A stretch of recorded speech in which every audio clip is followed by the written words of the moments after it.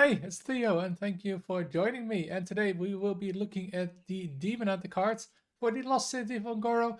And if you want to watch more of my reviews, there will be a link to a playlist with all my reviews in the description. Now let's get started with the first card. And again, it's the quest.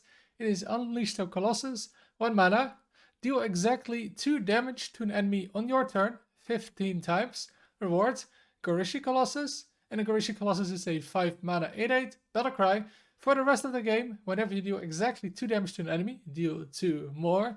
So this is a bit of a weird quest, and you really have to build your deck around this to make it work. A good thing though is you can use maybe like an AoE, right? Like Wyvern Slumber or spell damage with Immolation Aura. Now there's going to be a few more cards to deal 2 damage, but once you complete the quest, yeah, all those damage cards get upgraded, and the doubling up on damage is really strong. And the best way to win with this quest might be with like Pirates. Even though the one attack, you can maybe play Patches, summon your Pirates, and then play Hosen Roughhouser. And then they all have 2 attack, they deal 4, and then you have basically 24 damage. So maybe this will be working with the Pirates. So I think the quest could take quite a while to set up, and yeah, I'm not entirely sold on the win con, but I think it's gonna be a solid card, and I'll be giving it 3 stars. Then one of the cards that can support the quest is the Infestation, a 2 mana spell. Get 2 1-cost Gorishi Stingers. Each one deals 2 damage and summons a 2/1 grub with Rush. So obviously this card is made for that quest, and you always gotta play it because this procs the quest twice. And it's just, I think, a solid card by itself. You get 2 decent spells that you can use to push face damage or just keep control of the board. Now, I'm not sure how much you're going to be playing this card outside of the quest because it's not super strong. It costs 4 mana, right, to deal 4 damage twice and get 2 2/1 rushes, so it's not the worst. But I think it'll be solid in the quest, and I'll be giving this 3 stars. Then the next card we have for the quest is the Insect Claw, a 3 mana 2/2. After your hero attacks, summon a 2/1 grub with a rush. Now, again, this goes with the quest because you get to proc the quest 4 times with this single card, as long as you don't buff it. Now, I think I'll be playing this card in the quest deck, and yeah, I think it's just going to be okay in it. It's more that you need these cards to deal 2 damage, rather than that you really want this card because it's a good card. So I'm giving it 2 stars because I think it might be needed just to complete the quest. Then we have another card for the quest, the Gorishi Tunneler, a 3 mana 2/4 beast, stealth. After this attacks, deal 2 damage to the enemy hero. So again, this card procs the quest twice when it attacks. And after the quest, it can potentially deal 8 damage to the face if it's left unchecked. Outside of the quest, yeah, I don't think you'll ever be playing this one. It's just not really strong enough for a 3-drop. And I think in the quest even it will just be okay because it only procs the quest twice, right? Instead of like 4 times like some of the previous cards. It can be pretty good to deal damage later in the game, but I feel like there's just going to be better ways to deal damage to win the game later on, especially this card you probably won't expect to stick around in the late game. So I'll be giving this card 2 stars. Just don't expect this card to be spectacular. Then the last card that they've made for the quest is the Gorishi Wasp, a 6 mana 2/8 beast. Whenever this takes damage, get a 1-cost Gorishi Stinger. So it's the same one again as before, where I deal 2 damage, get a 2/1 grub with Rush. And yeah, this card seems really weak. For 6 mana, it does nothing by itself. You don't have the greatest ways to maybe proc it as a Demon Hunter. Yeah, there's Immolation Aura, but that's 8 mana to get 2 of these stingers. Yeah, that's not worth it. You play this on turn 6, you might just die by playing it. It doesn't have an immediate impact, and the payoff just isn't really there. Like, your opponent ignores it, right? And all you get is then 1 Gorishi Stinger as a payoff if it lives for a turn. And that is if your opponent doesn't even clear it with a spell like a Dubious Purchase. So yeah, just this card just seems pretty awful, and I'll be giving it 1 star. Then let's move on to the cards that aren't just made for the quest, starting with the Hive map, a 1 mana spell. Discover a Fel spell. If you play it this turn, also pick one of the others. So there's only going to be 9 spells with 1 more, and 7 of those spells cost 2 mana or less when you play this.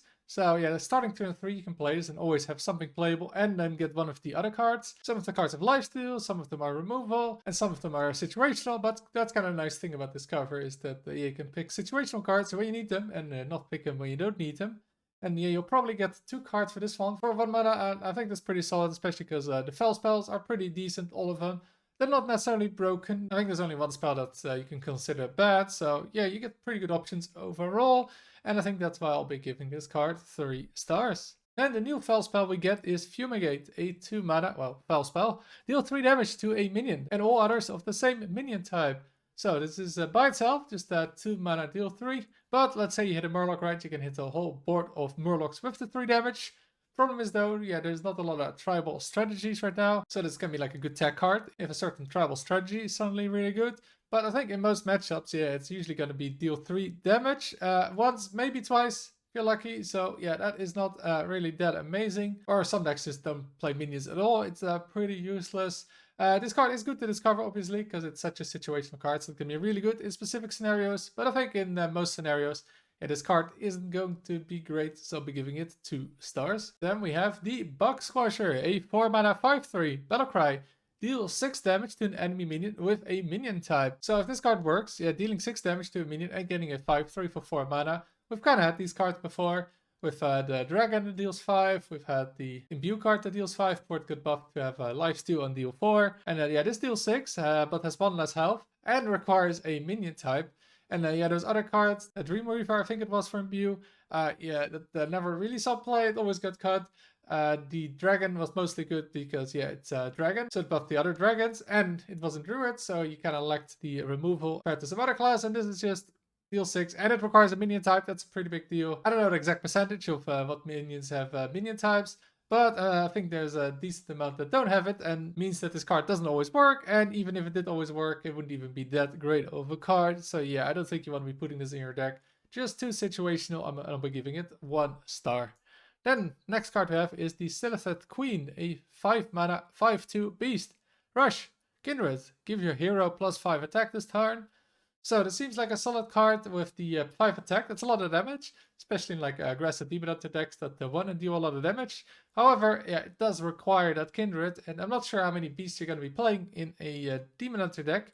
I think that's the main problem with this card. It's just, yeah, requiring the beast the turn before, as you do need a significant amount of beast to actually make this work consistently. And it can be one of those cards that's just horrible to top deck, where you're in top decking mode to find that last bit of damage. Now it also has the rush though, so it's like kill a minion and deal 5 damage to the face, which is pretty strong. And just for 5 mana dealing 5 damage, yeah, it's just pretty good, especially in a deck like Demon Hunter that can do a lot of damage. But yeah, I think that Kindred, it's a bit situational. It can be a bit hard to play when you want to play it. And yeah, you don't want that for a card like this that you can't always play. But still, it's 5 attack. It's a lot. So I'll be giving this 2 stars. And the final card we have is the legendary, the Entomologist Toru, a 9 mana 7/7 Battlecry. Put each minion in your hand into 0/1 jars that cost 1. Break them to release the minions. So you want to be playing this card in a deck with a lot of big minions, of course, that you can basically cheat out this way. But yeah, you do need this for 9 mana. Then you need to play the jars for 1 mana, and then you need to break them. So yeah, that's a pretty steep requirement. But yeah, if you get like a few Illidar Inquisitors, you know, Magtheridon in this, that can be quite strong in a turn to get all of them immediately out and deal a lot of damage. I also assume you can get this with like return policy back, so you get the specific death rattle. So if you get like Inquisitor, and then you play return policy, you get this one back and an Inquisitor on board. But the main problem with this card is just that it's 9 mana in a Demon Hunter deck. And I think that's, yeah, this takes way too long to set up. I mean, you can get some OTK, but I feel like it takes a little bit too much effort. Though the potential is there to do some crazy stuff. I think it's just going to be a little bit too slow. So that's why I'll be giving it 2 stars. And these are all the Demon Hunter cards. Please let me know what you think of them. Do you think the quest is going to work out? I'd love to hear from you. If you want to see more of my reviews, check out the playlist. If you enjoyed the video, make sure to like and subscribe. Thank you for watching, and until next time.